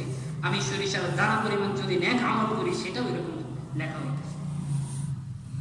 সে এরকম এই অবস্থা দেখে আফসোস করে বলতে থাকবে, মা লিহাদাল কিতাব লা ইউগাদিরু সাগীরাতান ওয়ালা কাবীরাতান ইল্লা আহসাহা ওয়াওয়াজাদু মা আমিলু হাদিরা ওয়ালা ইউযলিমু রাব্বুকা আহাদা।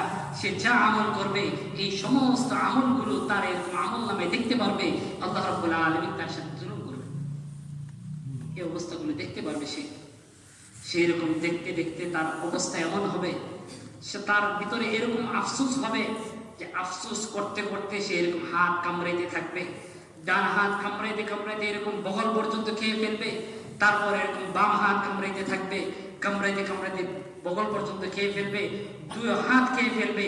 সে এরকম আফসোস করতে থাকবে আর বলতে থাকবে, ইয়া লাইতানি কুনতু তুরাবা, হায় যদি আমি মাটি হয়ে যেতাম, আমার যদি এরকম পুনরায় হিসাব না হইতো, হায় যদি আমার মৃত্যুটাই শেষ হয়ে যেত, এরপর যদি আর কোনো কিছু না হইতো।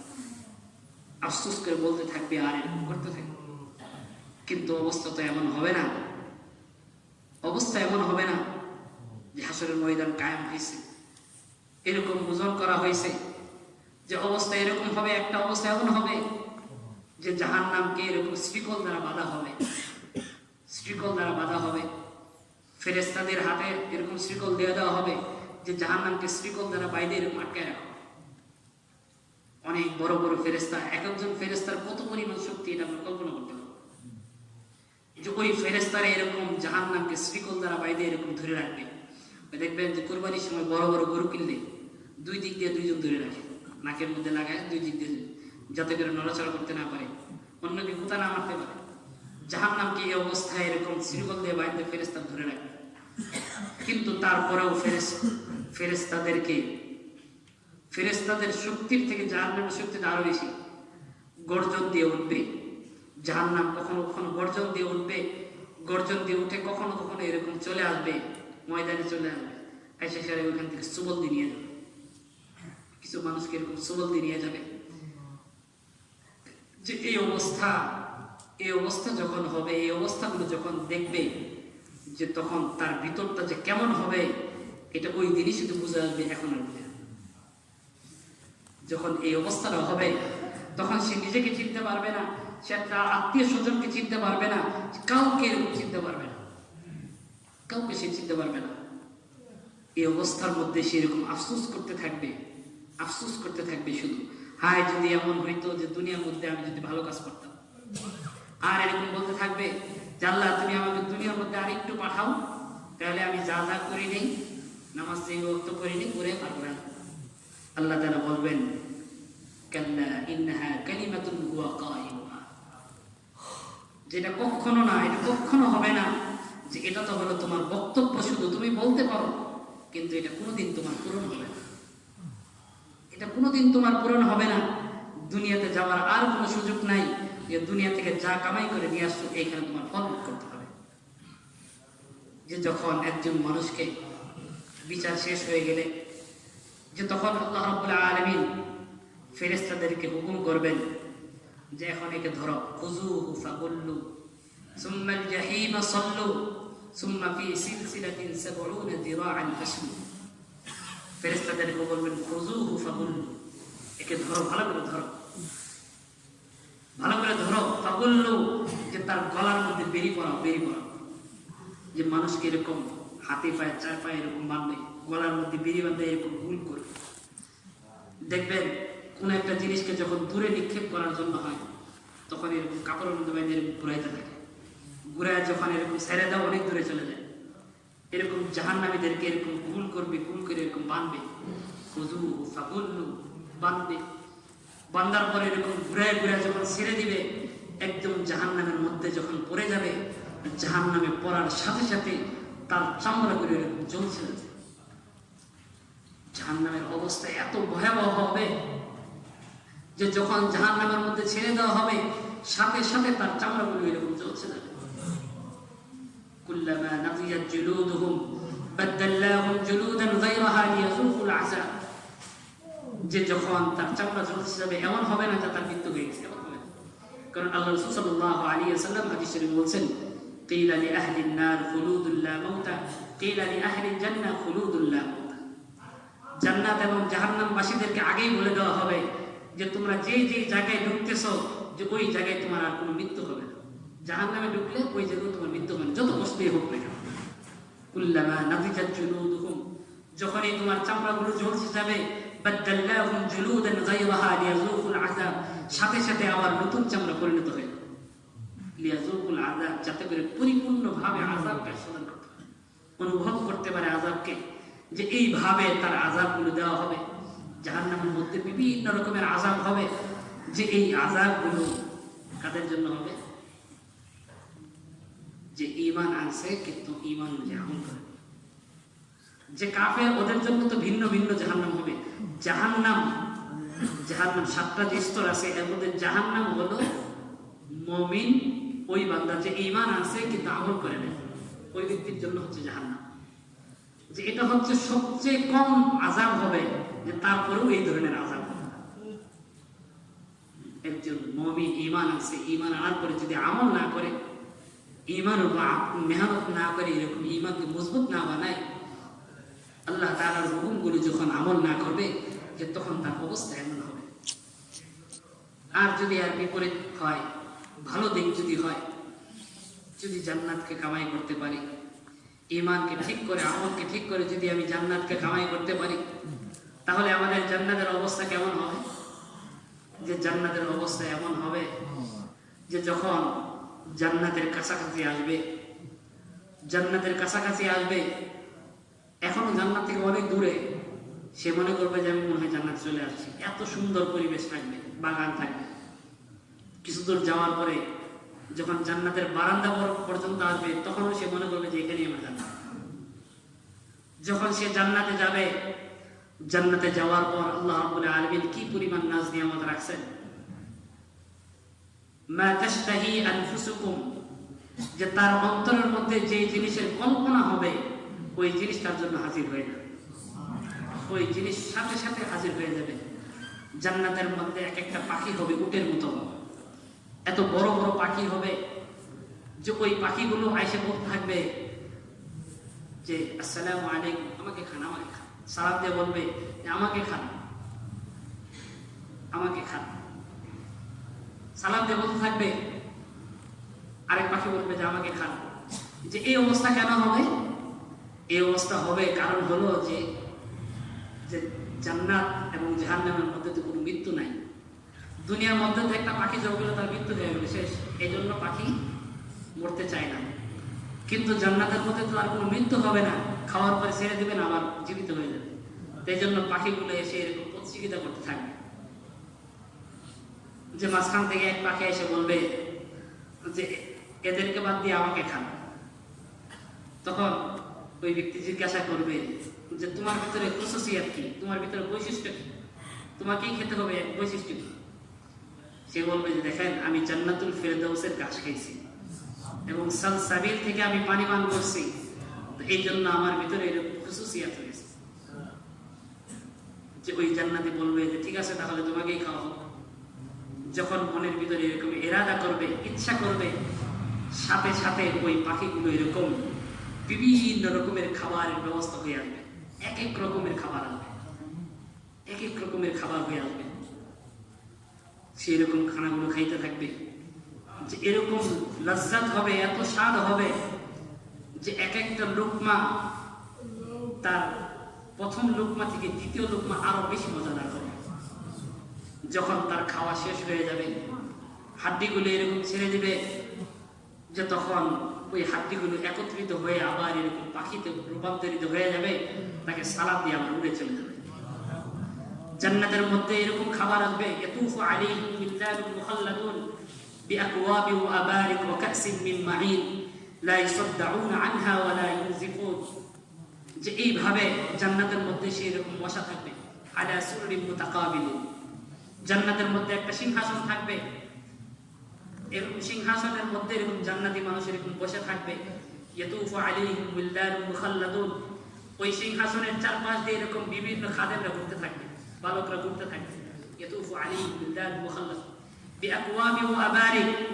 যে তাদের এক হাতে এরকম খাবারের পাত্র থাকবে, আরেক হাতে এরকম পেয়ালা থাকবে। যে এইভাবে তারা এরকম ঘুরতে থাকবে। যে তখন এক একটা খাবার তার সামনে আসবে, সে এরকম খানা খাবে, খানা খাইতে থাকবে। যত খাবে তত তার কাছে মজা লাগবে।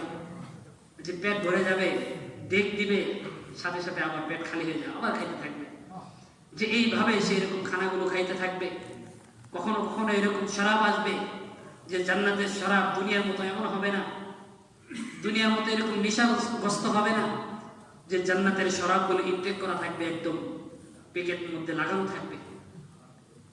যে ওই শরাবগুলো তাকে দেওয়া হবে, সে শরাবগুলো খাবে, পান করবে। যে এইভাবে জান্নাতের নিয়ামতগুলো সে উপভোগ করতে থাকবে, জান্নাতের নিয়ামতগুলো উপভোগ করতে থাকবে।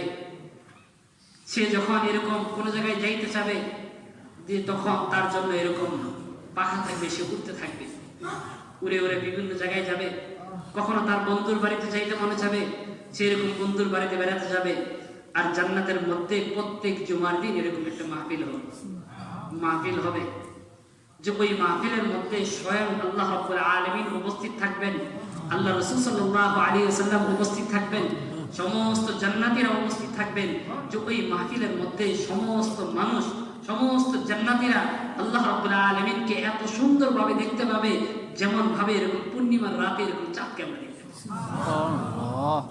আল্লাহ রাব্বুল আলামিনকে এরকম ভাবে দেখতে পাবে। যে আল্লাহ রাব্বুল আলামিন তারপরেও জিজ্ঞাসা করবেন যে তোমরা কি সন্তোষ আছো, না আরো কিছু দিতে হবে, যে এর থেকেও কি ভালো কিছু দিব তোমাদেরকে? যে তখন জান্নাতীরা অবাক হয়ে বলবে যে আর কি চাই আমরা?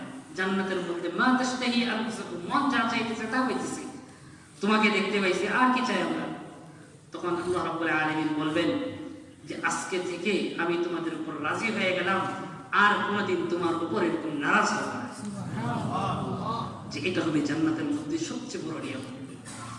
যে মেরে মুহতারাম, যে যখন আমরা ঈমানের সাথে সাথে আমল করতে পারবো, যে ওই আমলের বদলে তাই আল্লাহ রাব্বুল আলামিন আমাদেরকে এই পরিমাণ নাজনিমত দান করবে।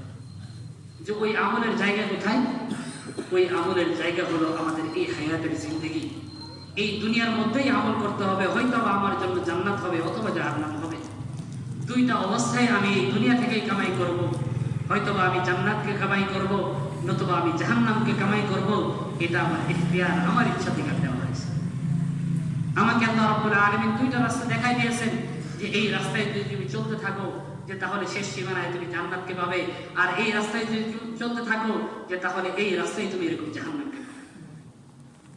আর এরকম বলেও দিয়েছেন যে জান্নাতের রাস্তা কিন্তু একটু কঠিন হবে আর জাহান্নামের রাস্তা এরকম সহজ হবে। হুজিবাতিল জান্নাহ হুজিবাতিল জান্নাহ বিল মাকারি ওয়া হুজিবাতিন নার বিশ-শাহওয়াত। আল্লাহ রাসূল সাল্লাল্লাহু আলাইহি ওয়াসাল্লাম বলেও দিয়েছেন যে জান্নাতকে এরকম বিভিন্ন রকমের কষ্ট দ্বারা এরকম ঢেকে দেওয়া হয়েছে, বিভিন্ন রকমের কষ্ট দ্বারা ঢেকে দেওয়া হয়েছে। যে তুমি জান্নাত কামাই করতে যাবা, দেখবো মানুষ তোমাকে বলবে তবলিগলা বলে গালি দিবে, বিভিন্ন রকমের ভাবে গালি দিবে তোমাকে। তোমার খানার কষ্ট হবে, তোমার এরকম চলাফেরায় কষ্ট হবে, তোমার পোশাকের কষ্ট হবে, তোমার এরকম মসজিদে শীতের মধ্যে আসতে হবে, নামাজে আসতে হবে, ফজর নামাজের সময় শীতের মধ্যে ওযু করতে হবে, যে এই ধরনের কষ্টগুলো তোমার হবে।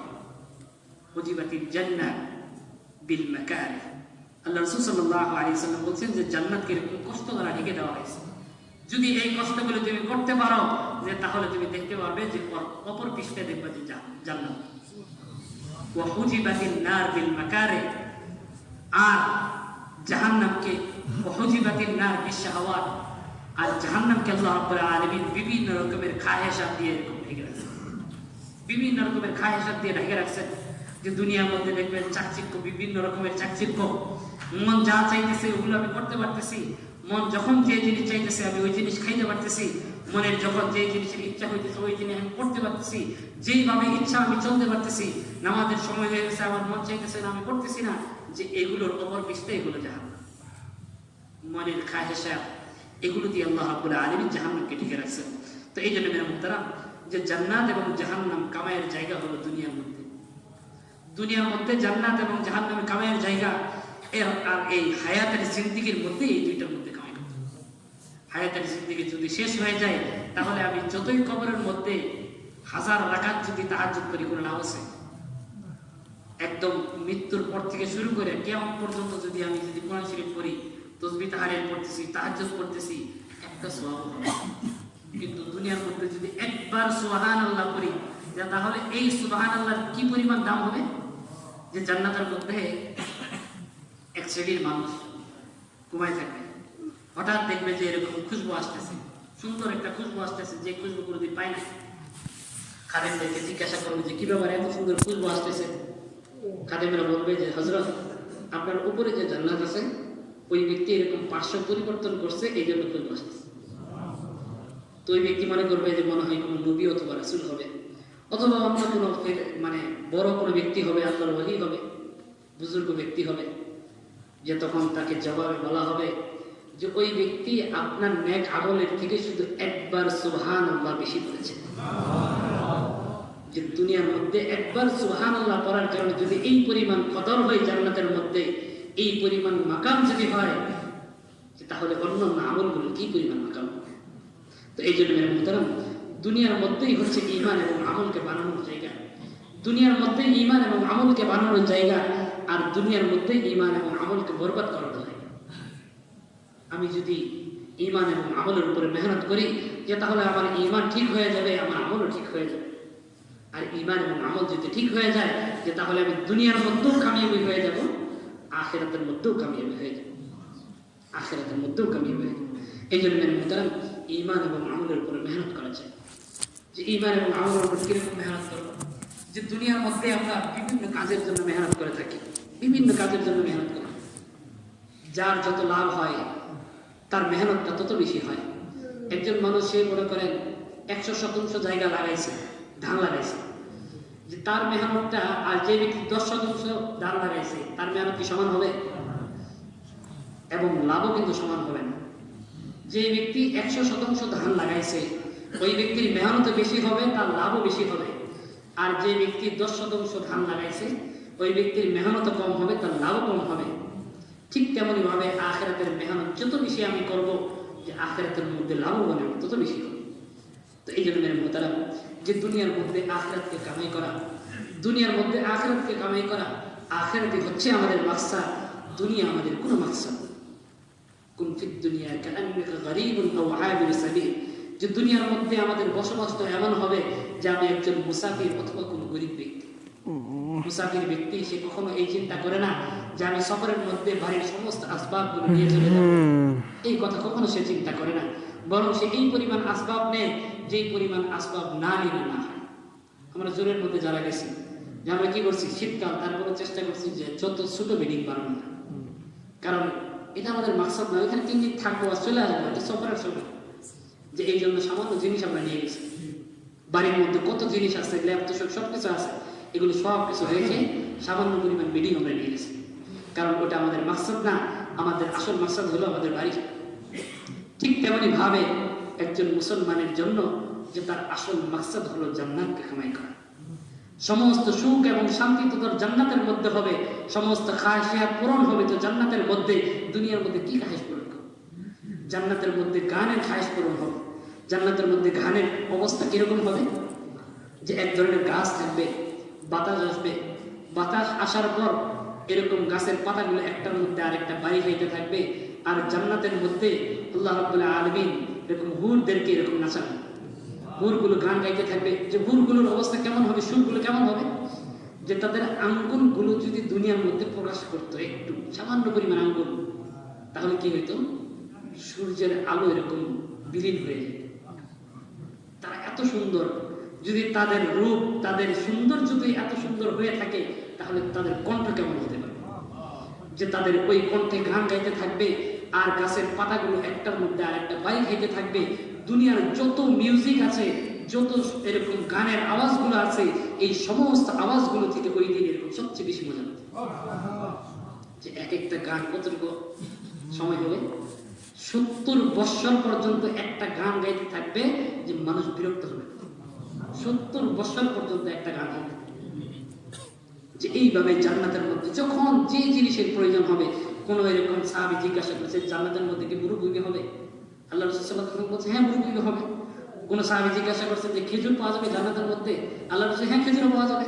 কোন সাহাবী জিজ্ঞাসা করছে ঘোড়া হবে কিনা, উট হবে কিনা? আল্লাহ রাসূল সাল্লাল্লাহু আলাইহি ওয়াসাল্লাম বলছে হ্যাঁ সব হবে। এমনকি এক হাদিসের মধ্যে এটাও পাওয়া যায় যে জান্নাতের মধ্যে কৃষি কাজ করার জন্য যে মনের একটা ইচ্ছা থাকবে, ওটাও আল্লাহ রাব্বুল আলামিন পূরণ করবেন। অর্থাৎ জান্নাতের মধ্যে মা তাশতাহি আনফুসুকুম, মন যা চাবে আল্লাহ রাব্বুল আলামিন ওগুলো তো দিবেনই, এবং আল্লাহ রাব্বুল আলামিন স্মরণ করাই দেবে যে এটা চাও তুমি, এটা চাও তুমি। যে জান্নাতের মধ্যে সমস্ত খায়েশ পূরণ হবে, যে দুনিয়ার মধ্যে আমার খায়েশ পূরণ করার জায়গা না। দুনিয়ার মধ্যে হলো জান্নাতকে কামাই করার জায়গা। দুনিয়ার মধ্যে যত বেশি আমি মেহনত করব, আমার জান্নাতের মাকাম তত বেশি হইতে থাকবে। জান্নাতের 8টা স্তর রয়েছে, আমার মেহনত যত বেশি হবে, আমার জান্নাতের স্তর, আমার জান্নাতের মাকাম তত বেশি হতে থাকবে। এই জন্য মেরে মুহতারাম, যে দুনিয়ার মধ্যে এরকম মেহনত করা চাই, দুনিয়ার মধ্যে এরকম ঈমান এবং আমলের উপরে মেহনত করা চাই। ঈমান এবং আমলের উপর কিভাবে মেহনত করব? আল্লাহ রাসূল সাল্লাল্লাহু আলাইহি ওয়াসাল্লামের সাহাবীরা এরকম ভাবে আল্লাহ রাসূল সাল্লাল্লাহু আলাইহি ওয়াসাল্লামের কাছে কিছু সাহাবী এরকম করে থাকতেন, যারা এরকম আল্লাহ রাসূল সাল্লাল্লাহু আলাইহি ওয়াসাল্লামের বিভিন্ন হাদিসগুলোকে সংরক্ষণ করতেন, এরকম মাসাইলগুলো তারা এরকম সংরক্ষণ করতেন। আর কিছু সাহাবী এরকম বাইরে মেহনত করতেন, মানুষকে দাওয়াত দিয়েছেন। আল্লাহ রাসূল সাল্লাল্লাহু আলাইহি ওয়াসাল্লাম প্রত্যেকটা মানুষের দ্বারে দ্বারে গেছেন, কোনো মানুষের কাছে 70 বার পর্যন্ত গেছেন, এই ঈমানের দাওয়াত নিয়ে 70 বার পর্যন্ত গেছেন। এক একজন মানুষের পায়ে ধরে এরকম হাতে ধরে বুঝায় বুঝায় বলছেন যে তোমরা আল্লাহকে চিনো, তোমরা আল্লাহর পরিচয়কে গ্রহণ করো। সাহাবীরা এরকম প্রত্যেকটা মানুষের দ্বারে দ্বারে গেছেন, প্রত্যেকটা বাড়িতে বাড়িতে গেছেন, তাঁবুতে তাঁবুতে গেছেন। হজের মৌসুমে এরকম প্রত্যেকটা তাঁবুতে তাঁবুতে যায় এরকম দাওয়াত দিচ্ছেন। যে এইভাবে তারা এরকম নিজের ঈমানের উপর মেহনত করছেন, আরেকজনের ঈমানের উপর মেহনত করছেন। যে আরেকজনের ঈমানের উপর যখন আমি মেহনত করবো, দাওয়াতের কাজ করবো, তখন আমার লাভ কি হবে? যে তখন আমার লাভ কয়েকটা হবে। এর মধ্যে একটা লাভ হলো মান দাল্লা আলা খাইরিন ফালাহু আজরু মিসলু ফাইলিহি। এক নম্বর লাভ হলো যে একজন মানুষকে আমি যখন কোনো আমলের জন্য দাওয়াত দিলাম, ঈমানের দাওয়াত দিলাম, যে তখন ওই মানুষটা যদি নামাজ পড়ে, নামাজের দাওয়াত দিলাম যে এশার নামাজটা ভাই পড়েন, যে ওই ব্যক্তি নামাজ পড়লো, তার নামাজ কবুল হয়েছে না না হয়েছে, কিন্তু আমি একটা কবুল নামাজের সওয়াব পাই। মান দাল্লা আলা খাইরিন, কোন ব্যক্তি যদি কল্যাণকর কাজের দিকে এরকম দাওয়াত দেয়, ফালাহু আজরু মিসলু ফাইলিহি, তাহলে ওই কাজটা সে করলে যেই পরিমাণ সওয়াব হইতো ওই পরিমাণ তাকে সওয়াব দেওয়া হবে। এই হলো একটা ফায়দা। দ্বিতীয় নম্বর ফায়দা হলো হযরত থানভী রাহমাতুল্লাহি আলাইহি তিনি বলতেন যে যখন আমার কোনো আমলের প্রতি এরকম ঘাটতি দেখা দিত, যখন আমার আমল এরকম ছুটে যাইতো, কোনো আমল ছুটে যাইতো, যে আজকে আমরা একটা জিনিস ভুল বুঝি যে লিমা তাকুলুনা মা লা তাফআলুন, এই আয়াত দ্বারা আমরা দলিল দিয়ে থাকি। যে কিরকম দলিল দিয়ে থাকি, যে তুমি এই কথা কেন বলো যে আমল তুমি নিজে না করো, যে এই কথার বলার অর্থ এটা না, বরং এই কথা বলার অর্থ হইল যে তুমি যে কাজটা করো নাই ওই কাজটা মিথ্যা কথা কেন বলো, এই কথার অর্থ হলো এটা। এই জন্য হযরত থানভী রহমতুল্লাহি আলাইহি তিনি এরকম বলতেন যে আমার যখন কোনো আমল ছুটে যাইত, যখন আমার আমল একটা করতে ভালো লাগতেছে না বা ছুটে যাইতেছে, যে তখন ওই আমলের দাওয়াত আমি বেশি দিয়ে দিতাম। যে যখন ওই আমলের দাওয়াত যখন দিতাম, তখন আস্তে আস্তে মানুষকে বলতেছি যে নামাজ পড়ো, আমি নামাজ না পড়লে কেমন দেখা যায়, যে মানুষের চক্ষু লজ্জা হলেও আমি নামাজ পড়বো, যে আস্তে আস্তে চক্ষু লজ্জা হইতে হইতে হইতে হয়ে আস্তে আস্তে একসময় ইখলাস চলে আসবে। একটা সময় মানুষ দেখানোর জন্য যদি হয়, আস্তে আস্তে আমার ভিতরে এরকম ইখলাস চলে আসবে। যে জন্য হযরত থানভী রহমতুল্লাহি আলাইহি তার আমল যখন আস্তে আস্তে কোনো আমলের মধ্যে কমতি দেখা দিত, তখন ওই আমলের জন্য এরকম দাওয়াত দিতেন। যেরকম ভাবে আমরাও যখন এরকম দাওয়াত দিব, যখন ঈমানের দাওয়াত দিব, আমলের দাওয়াত দিব, মসজিদের দাওয়াত দিব, এরকম আল্লাহ তাআলার রাস্তার দিকে দাওয়াত দিব, যে তখন আমি যাইতে পারতেছি না, আল্লাহ তাআলা আমার জন্য সহজ করে দিবেন। আল্লাহ তাআলা আমার জন্য সহজ করে দিবেন, আমার জন্য ওই আমলটা এরকম সহজ করে দিবেন যে আরো সহজে বুঝে আসবে। যে একটা টেনিস বল যদি আমি দেয়ালের মধ্যে মারি, দেয়ালের মধ্যে মারতেছি, যে ওই টেনিস বলটা আমি যত দূরে নিক্ষেপ করলাম, যত জোরে নিক্ষেপ করব, তত জোরে এরকম আমার দিকে, তত স্পিড আমার দিকে ফিরে আসবে, তত স্পিড আমার দিকে ফিরে আসবে। আমি একটা যখন ঈমানের দাওয়াত, আমলের দাওয়াত যখন আমি একজন মানুষকে দিব, যে তখন ওই ব্যক্তির দিলের ভিতরে লেগে ওই দাওয়াতটা আমার উপর ফিরে আসবে, ওই অবস্থাটা আমার ভিতরে আসবে, যে তখন আস্তে আস্তে আমার ঈমানগুলো মজবুত হইতে থাকবে, আমাদের আমলগুলো মজবুত হইতে থাকবে। যে এক তো হলো আমাদের জিম্মাদারিও পালন হবে, আমাদের আমলগুলো এরকম মজবুত হয়ে যাবে। এই জন্য মেরা মুহতারাম, এটা আমাদের তাবলীগের মেহনত। এই মেহনত আল্লাহ রাসূল সাল্লাল্লাহু আলাইহি ওয়াসাল্লাম সহ সমস্ত নবী এবং রাসূলরা করেছেন। তারা এরকম নবী এবং রাসূলরা তো মাসুম ছিলেন, যে আজকে আমাদের উপর জিম্মাদারি আসছে। আল্লাহ রাসূল সাল্লাল্লাহু আলাইহি ওয়াসাল্লাম বিদায় হলের মধ্যে আমাদেরকে জিম্মাদারি দিয়েছেন যে এই কাজ আমাদের করতে হবে, যে এই কাজ যখন আমরা করতে থাকবো, যে তখন এই কাজের জন্য নবী এবং রাসূলদেরকে, হযরত সাহাবায়ে কেরাম রাদিয়াল্লাহু আজমাইন, তাদেরকে এরকম যে পরিমাণ নুসরত করা হয়েছে, তাদের জন্য যে পরিমাণ ওয়াদা দেওয়া হয়েছে, যে এই নুসরতগুলো, এই ওয়াদাগুলো আমাদের জন্য হইতে থাকবে। তো এই জন্য মেরা মুহতারাম, যে আমরা এই মেহনত করতে তৈরি আছি ইনশাআল্লাহ, যে এই মজলিস থেকে নগদ নগদ ইনশাআল্লাহ আল্লাহর রাস্তায় বের হওয়ার জন্য কে কে তৈরি আছে ইনশাআল্লাহ, একটু দাঁড়াই গেলে ভালো।